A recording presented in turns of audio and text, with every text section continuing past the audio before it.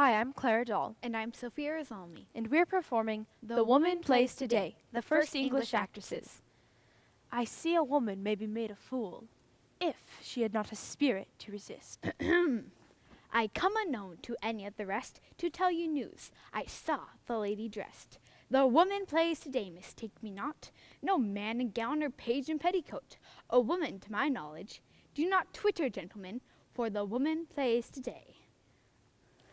This prologue you just heard, penned by English poet and playwright Thomas Jordan in 1660, announced the first appearance by a female actress on stage in a public theatre in England. Women had waited nearly 100 years for this moment to arrive. The path to reach this point was no easy one, and once women were accepted on the stage, life as one of the first theatre actresses was full of compromises. Let's travel back to the peak of the Renaissance era in England. From the opening of the first public playhouse in 1576, women were not permitted on stage. In fact, they weren't even welcome as spectators.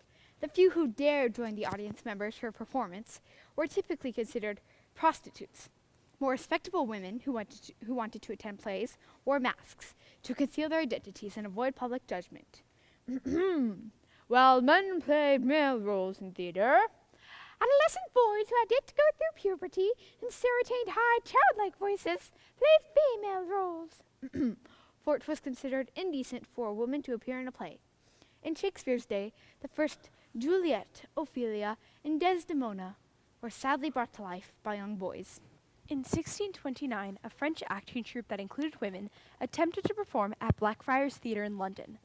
The public responded harshly to the French actresses, yelling and booing at the troupe until they exited the stage, and in a private letter written to the Bishop of London, a spectator by the name of Thomas Brand characterized the hostility of the English audience. Glad I am to say that they were hissed, hooted, and pip-and-pelted from the stage, so as I do not think that they will soon be ready to try the same again. But the French troupe persisted. They returned 2 weeks later, and there is no record that they were again booed off the stage. During this time, would-be female actresses found themselves caught in a societal tug-of-war.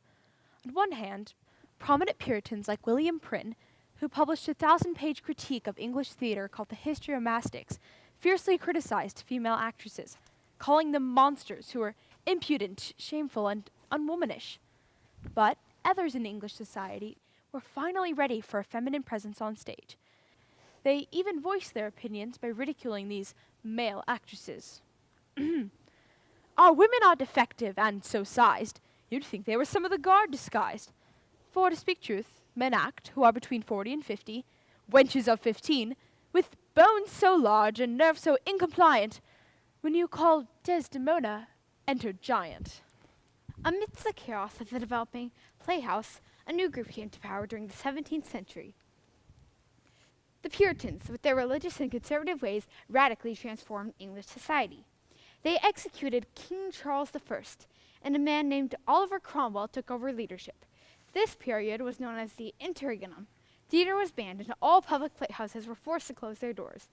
Their reign lasted 18 years, until King Charles II assumed power. Charles's beliefs differed greatly from that of the Puritans, especially in the area of women in theatre. But Charles's beliefs were not the only cause that helped propel women to the stage. During the Puritan reign, playwrights were unable to groom boys into young actors. So, when King Charles II assumed power, 20 years' worth of groomed young male actors had been lost, opening a gateway for women. In addition, King Charles II issued a patent declaring that women could now act on stage. We now likewise permit and give leave that all the women's parts to be acted for the time to come may be performed by women, so long as these recreations are not only harmless delights, but useful and constructive representations of humane life. One of the first women to perform on stage is believed by most historians to be Margaret Hughes, who in 1660 stunned the audience members with her powerful performance as Desdemona in William Shakespeare's Othello. My lady Desdemona, how goes it now? He looks gentler than he did. He says he will return incontinent, and hath commanded me to go to bed, and bid me to dismiss you. Dismiss me? It was his bidding. Therefore, good Amelia, give me my nightly wearing and adieu. We must not now displease him. I have laid those sheets you bade me on the bed. If I do die before thee, pray thee, shroud me in one of those same sheets. Come, come, you talk. My mother had a maid called Barbary. She was in love, and he she loved proved mad and did forsake her.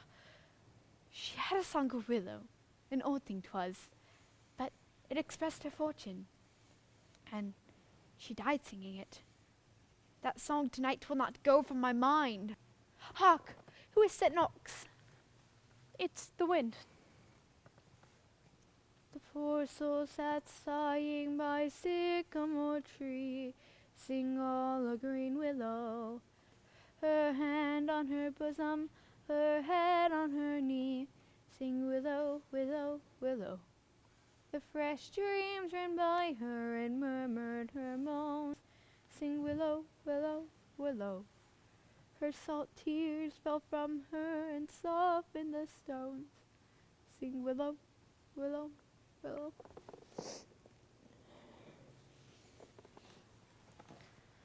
Scenes like this became much more profound and realistic with women portraying female roles.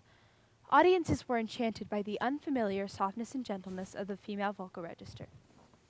One such audience member of this era is Samuel Pepys, a naval administrator and member of Parliament, most famous for a diary that he kept for a decade about the goings-on of London. In this diary, Pepys recorded in-depth observations about the first women to act on stage. Early in the morning to the Exchequer, where I told over what money I had, thence to eat at dinner roasted leg of pork, and after that to the theatre, where was acted Beggar's Bush, it being very well done, and here the first time that ever I saw women come upon the stage. He continues in another journal entry to document his reaction to another female actress who he claims improves the play. I went to the theatre, and there saw The Scornful Lady, now done by a woman, which makes the play appear much better than ever it did to me. Even though women could now perform on stage, they did not get credited as actresses until 50 years later. While women were finally given the right to act, there were still countless compromises they had to endure. Women on the stage were constantly objectified, and most female roles often exploited their feminine qualities. Actresses were also given less pay, and were often expected to double as mistresses. Beginning her career in 1665, Nell Gwynn, one of the most celebrated Restoration actresses, was well known, decently paid, and beloved by English society. Unfortunately, she was nearly just as famous for being a longtime mistress of King Charles II. Women also had no say in their roles, and while there were actresses, there was still a complete lack of female playwrights. Most of the plays during the 1600s revolved around romance or dramatic comedies. Although women could now perform on stage, most plots typically revolved around males who had more in-depth characters, while most female roles were written as shallow and one-dimensional. The two most common archetypes for female characters at this time were the beautiful, naive angel versus the evil, seductive she-devil. This is brought to life in Shakespeare's Titus Andronicus, with Titus's daughter, Lavinia, portrayed as an innocent and naive virgin. Sweet lords, entreater hear me but a word. Show woman pity, or be to me something pitiful. And the queen of the Goths, Tamora, is portrayed as an evil, vindictive, and murderous woman in power. Show me 1,000 that have done thee wrong, and I'll be revenged on them all. While Restoration actresses were known far and wide in England, their influence began to spread elsewhere. Early in the 18th century, the first American theaters opened their doors. Thanks to the efforts of pioneering English actresses like Margaret Hughes and Nell Gwynn, there is no question as to whether women should be involved. As the years went on, playwrights began to include more women, and even began to create plots that revolved around an in-depth female character. Still, actresses quietly accepted less pay as well as sexual pressure and mistreatment. And it continues today. A report published in 2017 revealed that the world's 10 highest paid actresses make about half the amount of their male counterparts. And in the last year, a staggering number of women in the acting industry have disclosed countless acts of sexual misconduct. The results have been public outcry as well as demands for radical change in the industry. The first English actresses started the fight for equality and integrity, and now, over 300 years later, modern actresses around the globe are finishing it. I come to tell you news. I saw the lady dressed. Do not twitter, gentlemen, for the woman plays today.